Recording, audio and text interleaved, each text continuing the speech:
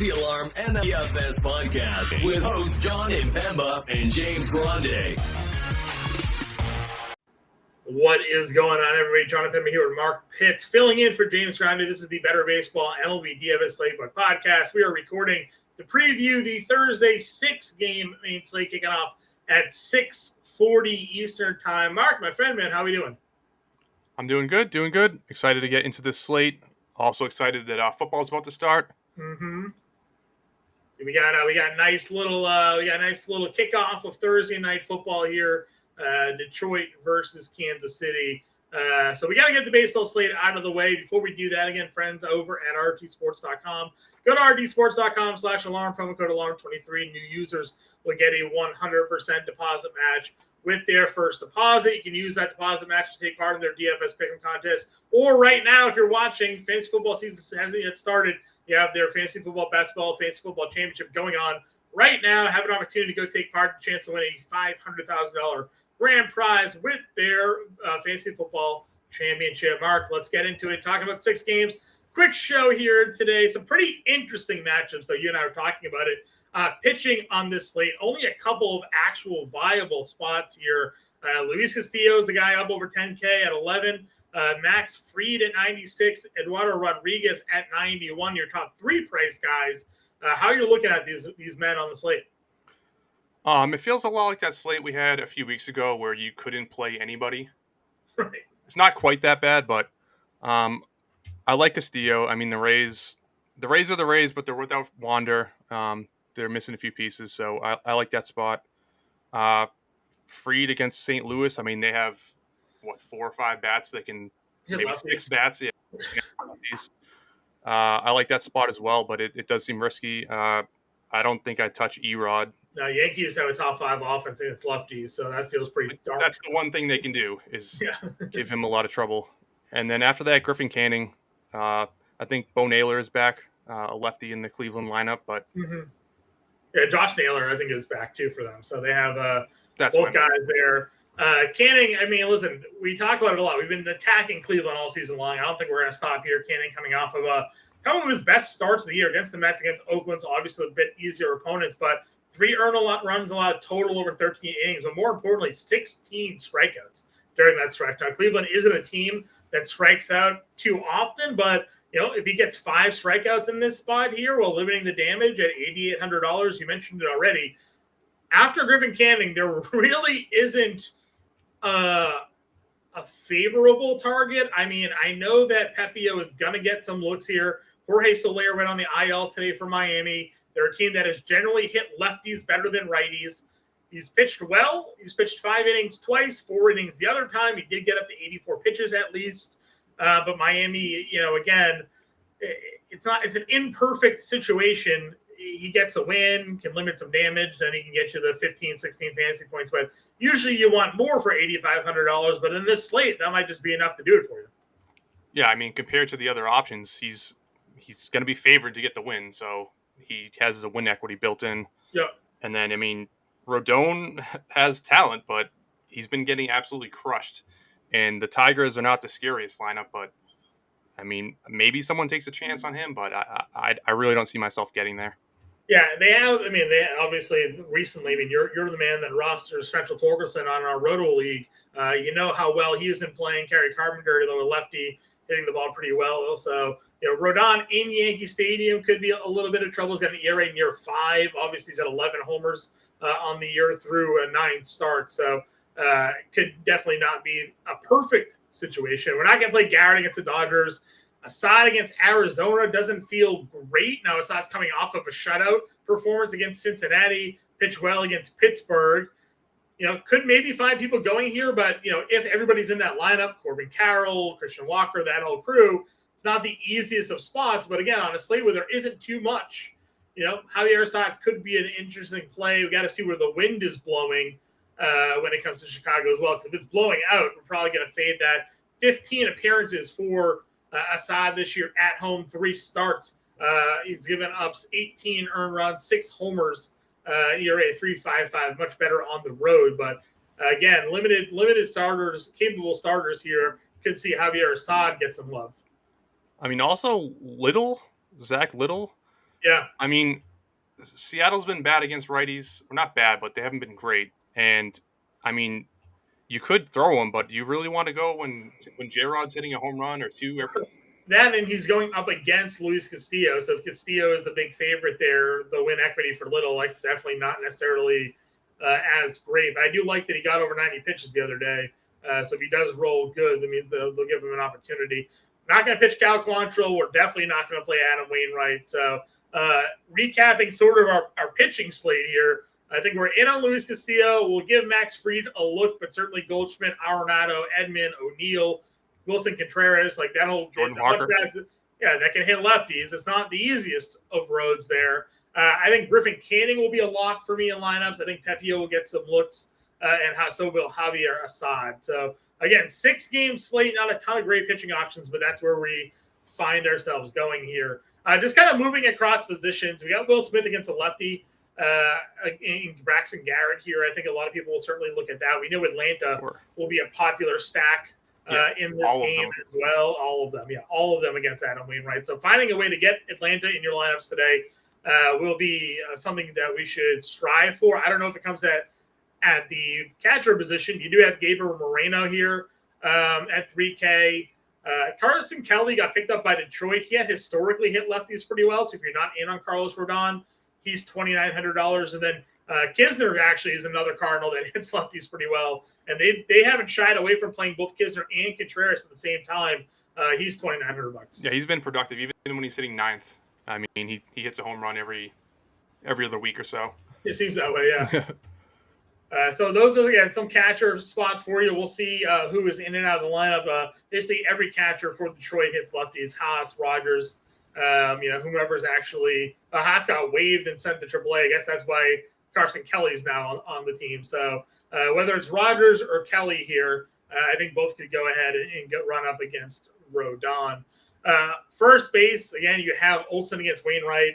You figure out a way to fit him in. We're there, but where else are we going outside of Olsen for you here, Mark? I mean, you can play Goldschmidt. I like Fried, but Goldschmidt can get it done. I think my favorite would be Torkelson, just because Rodon has been bad, just really, really bad. And Torkelson's got, 2 home runs over his last 10. He had he was hotter before that. He had a stretch where he had like 7 in the last 10. But I still like that spot a lot. Yeah. No, I agree with you. I think Torques is going to be an interesting play. Not many people probably play Detroit. So if you're looking to be a little contrarian, I think it gets it done. Ryan Nelson is also trash. I know Bellinger is $6,300, but 317, 975 OPS the last 10 games, 4 homers during that stretch as well. So after a little bit of a minor slump there at the end of August, really, again, picking it back up is Cody Bellinger. So if you can afford the cost, you can get there for sure. Some value options on the slate. Maybe DJ LeMahieu at 37. Nolan Chenal here at 34 continues to actually hit the ball pretty well for the Angels. Could find their way into some lineups for me. Yeah, I also like what's Tommy Edman priced at 42. Yeah, Edman, at second against Fried, second in outfield eligibility. That's pretty nice. I don't mind that. Again, I don't mind. Nolan Gorman actually hits lefties pretty well. So despite being a lefty, so again, I wonder how many people actually play St. Louis against Fried. Could be, again, on a small slate, a good way to differentiate yourself. Yeah, if you want to get different, I mean, people are going to play the top 2 price pitchers, I imagine. So I'd like him more if he's hitting leadoff. Sometimes Sure. I had him 9th. So depending on that, I'd have more interest in him. At one point, Mookie Betts had like a 500 ISO against lefties. So Betts at $6,700. No signs of him slowing down. Can certainly get in the lineup against Braxton Garrett if you can figure out a way to make that pricing work here. Gleyber Torres against Erod, the way Gleyber's been hitting the ball pretty well lately, feels like it could be a target spot. And then Josh Rojas for me. I know you mentioned Zach Little, but Rojas gets in the lineups against righties and has been hitting the ball pretty well since coming to Seattle. He's $3,700. Yeah, you could also go Brandon Lau, 44. Sure. Castillo's great, but he's had difficulty against lefties, and he's given up not a ton, but some, a good amount of home runs. So I like that spot as well. Yeah, I can go Brandon Lau again. On small slates, we talk about it all the time, right? Like, I like to attack some of these chalky pitchers just in case. I had the 1%ers with the O's pretty much all those times. And if he's 40%, I mean, you want the hitter at that 2%. Exactly, because what's almost more likely, the hitter comes through for you every now and then, and next thing you know, you're above the field. So I'm full agreement with you there. At third base here against some top price guys, Ramirez, Riley, Arenado though does get a lefty, even though it is free. It's a smash spot for him. Christopher Morel against righties. We know the power numbers for him, and if that wind is blowing out, Morel could be a pretty nice play against Ryan Nelson. Yeah, he just he homered on Monday, Tuesday. Yeah, I like that play as well. Some crazy power for him. Moustakas, I mean, you could throw him in the lineup. Yep, against Cal Quantrill for sure. I'm trying to see value plays here. Maybe Kike Hernandez at 31 if he finds his way into the lineup against a lefty. Let's see. Anybody cheaper? Usually, the problem with these smaller slates is the guys that we've been going to for value aren't on the slate here, Mark. Right. So now you're like, I'm so used to finding player X, Y, Z down here, and they're just not there. It's not there. Always a little bit of a struggle. So I think I could probably. I mean, you mentioned Moustakas. Maybe that's the cheapest we run. Probably maybe Kike, as I mentioned, to 3,100. Yeah. So, anybody else for you at third? I mean, just Madrigal from the Cubs. Sometimes he's hitting it. He's hitting okay if you want to get different, but I mean, I don't think I'd go. Yeah, I agree with you. Shortstop position. Dansby's your top price guy. So it kind of speaks of what we have in short here today. I think for me, I look at Crawford or Rengifo. Both of them obviously hit the ball really well. Crawford, 3 homers, hitting 351 with an 1127 OPS the last 10. And then Rengifo here, 429 over his last 10. Switch hitter. Has hit lefties better than righties, but still, Cal Quantrill does not strike any amounts of fear into me. Zero fear. I don't mind Volpe either. He's been good lately. Been really good. And 3,800, not bad. Hits lefties really well, so I could get there. $3,800 for him. Amado Rosario hits lefties pretty well. Gets Braxton Garrett at 41. Either of those two in the mid tier, I agree with you 100%. Some good options. I'm trying to see. Do we have any other value down here? Not really. We're not going to play Joey Wendell. Caballero probably doesn't get into the lineup. Hasn't hit anything lately, so it's probably it. The lowest we get to Volpe here today at 36. So yeah, there's not much down there. Yeah, RC at 2. I don't know if we mentioned it, but it gets Wainwright. I mean, it doesn't matter who. You could play him. Yeah, it doesn't matter too. Outfield, Acuna at 68. We mentioned Betts. J-Rod 65. Aaron Judge versus lefty at 64. Corbin Carroll. So Corbin Carroll, sadly for my life, just left today's game after getting hit on the wrist. So he might be out? I mean, he left today's game with a wrist contusion, so I have to assume he probably gets the day off. Maybe he doesn't. Guy hurt his shoulder, was in the lineup the very next day, so maybe he toughs it out. But if he is in the lineup, I don't mind him against the side for sure at 58. But talk about those 6K outfielders. How would you rank Acuna, Betts, J-Rod, and Judge? I mean, it's Acuna always. He's got Wainwright on the mound, so he's like a step above the rest. But then, I mean, Betts has been killing lefties, killing everybody. And then J-Rod is like on another planet. Judge, I mean, E-Rod's been good. He hasn't been bad. So, I mean, you can always play him. I think I'd rank him below. Last 4? Yeah. Yeah. I would agree with you. I think that's how I'd have them as well. Moving down into the mid-tier range here. Again, Ozuna just keeps homering, so can run him out against Wainwright. It's been the trend here. Don't mean to be repetitive, but you can play all of Atlanta. Harris and Rosario as well.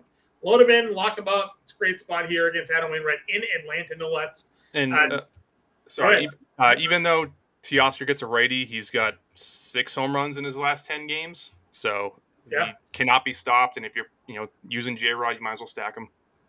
Yeah, fully the player they hoped they were getting when they made that deal. Took a little bit there to acclimate to Seattle here. Slow start, but turned it on big time for sure. Let's see. Yeah, we talked about Edman already, Rengifo. I mean, if you're playing Brandon Lau, Josh Lowe feels like a compliment to that as well. Just another lefty power hitter for Tampa Bay, possibly getting to Castillo here. Rosario at 4K we talked about. Lourdes at 39 is pretty sweet. I like Seiya. I mean, I like him every slate. He just doesn't stop. I mean, he's got 14, 31, 25, 10 in his last 4. Mm-hmm. Can always play him. Yes, I agree. And Ren Nelson is no good. No. Jasson Dominguez is a switch hitter, so he can switch around, hit righty here at 35. Tyler O'Neill's we talked about, a guy that's hit lefties pretty well. Homered the other day, had 3 hits.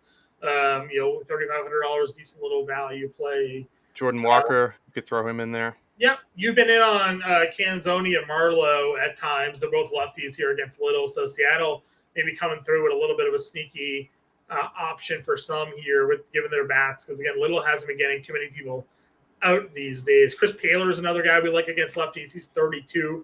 Homered the other day in his most recent outing, 892 OPS over the last 10. Yeah, love that. Let's see if there's any obvious values down the board here. Not that I'm seeing. Below 3K, there's not much in there. Not much. We'll have to see if some lineups come out and any of these guys find their way into a favorable lineup spot or not. Like maybe Pavin Smith gets, he hasn't got a hit in 19 at bats, but maybe he finds a way. Today's the day. Today is the day. It could be. It could be. Any day is possible. Make it a great day or not. Choices. All right, the pitching. Let's shout out TMHS. Yeah, sorry, try it out. I can make that joke because I know the things. We wanted Griffin Canning. Where do we want to go for our SVQ? Did we want Pepio or Castillo? Like, what were your thoughts here? I mean, I think Castillo has the biggest upside, like easily. For sure. But 11K? 37.75 would be our pitching, our hitter cost. Yeah, I mean, we can start there and we can switch if we need to. Sure. Let's go. Want to play Kisner? Oh, Moreno. We get Moreno. Let's plug Moreno first, and we'll see where we can go. All right, they moved him up to 3K. Where's our value here? What was our punt play? Second base, was it? Do we have a second base punt play? Rojas is third. We had Rojas. Yeah. Not really that cheap, though. Third base, we had Kike was shortstop, right? I think he was multiple. Yeah, okay. Kike was third. Yeah, Kike was third. But it takes us out of a lot. It's like we're basically just trying to find money to play Acuna here at this point. We need some Braves. We had Volpe. Yeah. All right. So if I just plugged Acuna here, that is $3,200 a play.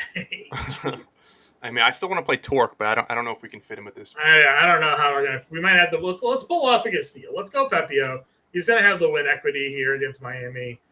That's gonna give us $4,100 a player. So that's with Acuna. That'll get us Rosario, Eddie at 4K. So that at least gives us 2 Braves. That we got a first baseman and outfield. You wanted Torkelson 47, a $3,600 outfielder to finish the lineup. Let's see. Anything? I mean, you could throw Dominguez in there. He's 35. Yeah, I like Dominguez. Dominguez is good. Let's see. Wasn't much else for value. That was a struggle, right? There just wasn't much else on this slate. So it's tight. It's a tight. If you want to play Ronald Acuna, you're going to need some help. So we did 2 sort of mid-tier starts. It could be a reason why people get to like Javier Assad maybe now, because there's just, especially if Corbin Carroll doesn't play, that lineup becomes a little bit more appealing for Assad at 73. It would open up, your ability to at least get another bat in that lineup there. So, but for now, we have Griffin Canning, Ryan Pepio, Moreno, Torkelson, Rojas, Kike Hernandez, Anthony Volpe, Ronald Acuna, Eddie Rosario, and Jasson Dominguez. There, Volpe and Dominguez connect. You have Acuna and Rosario getting that matchup against Wainwright. Kike for some value, Rojas for some value. Torkelson, keep him hot against Rodon, Moreno for some value, and 2 pitchers there that are big favorites to get the win. We'll be back 5 o'clock Eastern time. Me and Colby Conway on the live stream, taking you into the Thursday slate. Get us on Twitter. Get on the Discord if you have any questions. Good luck, everybody, with your lineups, and we will catch you all later.